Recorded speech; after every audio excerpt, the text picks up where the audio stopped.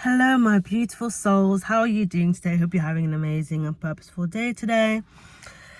Hope you're feeling good. Hope you're feeling refreshed and revitalized. We have a few things that I want to unpack today, but before we do that, let's do our mindful breathing. If you haven't done your mindful breathing for today, let's take the time to breathe and recenter ourselves and regulate our nervous system. So we're going to do 4 seconds breathing in, 4 seconds holding, and then 4 seconds breathing out. Let's go.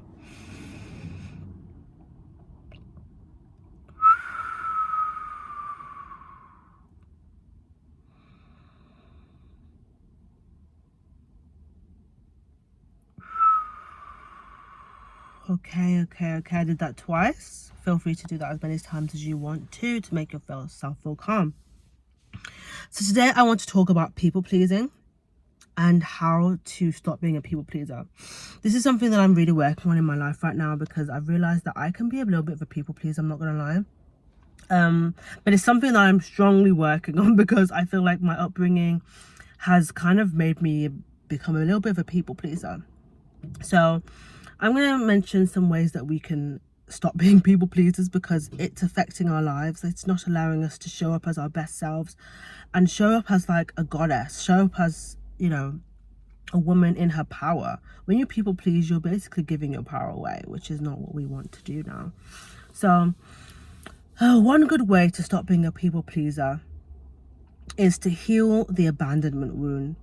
When I was doing research on people pleasing, what it comes down to is having an abandonment wound. So it's basically having the assumption that if you, as a man or a woman, if you people please because you are scared that if you don't do that thing for that person, that person will leave you, or that you'll be alone, or you will no longer have the relationship that you have with that person. So you're trying to hold on to what you currently have so that what you have stays with you and it doesn't go away. So the best way to heal people pleasing is to heal that wound of fear in relation to people. And how you do that is by letting yourself know that no matter what, you have got yourself. So it's basically about you centering your security and your safety in yourself so that you don't have to attach yourself so strongly to someone else to the point where if they actually do something, you can say, okay, even though you don't want to do it. Make sure that you want to do it before you do it, not doing it because they want you to. Make sure it's in integrity and it's in alignment with what you want to do and what you're happy with, so that you stay in your power, and so that you are making sure that they're not taking advantage of you. So yeah, don't live in fear, live in safety and live in comfort, and make sure that you just trust yourself and trust your own trust your own body, your own mind, your own person, that you've got yourself and you don't need to please other people for them to have you, because you have you. So that's how you just heal the abandonment wound and stop people pleasing. Just let people be people, and don't be scared of other people's reactions, because that's another reason why people please, because we are scared of other people's reactions to us. We feel like, let me do what this person wants me to do so that I don't get a negative reaction from them, which is going to make me feel uncomfortable. That's another thing. Make sure you learn how to become comfortable with the uncomfortable. That is key, because as you're on this journey to stop people pleasing, there's going to be times where it's a bit uncomfortable. You might feel to yourself, oh, let me just do this thing so that this person doesn't react this way. But you have to stop that. You have to just make sure that you stick to your own integrity. I'm not going to do this thing because I don't want to do it at this time. Whatever reaction they have is a reaction they have. And while you're going through that discomfort, while this person is reacting, or things are going in a way that is uncomfortable for you because you're used to trying to control your external environment so that you feel safe. When you're no longer people pleasing, your external environment might not feel as safe as it was before when you were people pleasing and making everyone happy. People are going to start feeling a bit sad or a bit triggered or a bit angry and reactive. And the best thing to do in those moments is to just constantly reassure yourself, I am safe. It is safe for me to choose myself. It is safe for me to be in my power. It's safe for me to prioritize myself over others. You have to keep reassuring yourself, I am safe, I am safe, I am safe. I'm safe to choose myself. I'm safe to be in my energy and do the things that I need to do to make myself happy. That's the key. Always make sure that you just keep reaffirming to yourself in those moments, in those discomfort, in those uncomfortable moments. Just reaffirm to yourself that I'm safe and there's nothing for me to worry about. And that's how you'll slowly start to feel good about it, and you'll find yourself in more and more uncomfortable situations, and then next thing you know, you won't even feel bad about it. You'll be like, you know what, I'm putting myself first, because that's the key. Putting yourself first so that everything feels good, and that you don't feel like you're selling yourself away all day for somebody else. So yeah, in the discomfort, reassure yourself that you are safe. Heal the abandonment wound by no longer allowing other people's reactions and the fear of losing other people to cause you to act in a certain way. Be okay with other people's reactions and other people's perspectives on life. And this is not going to be easy, because if you're generally a people pleaser, people are used to you reacting positively to them all the time, saying yes, yes, yes, yes, yes. When you start saying no, it's gonna make everyone think, huh? Why is she suddenly acting in this way? Who is she?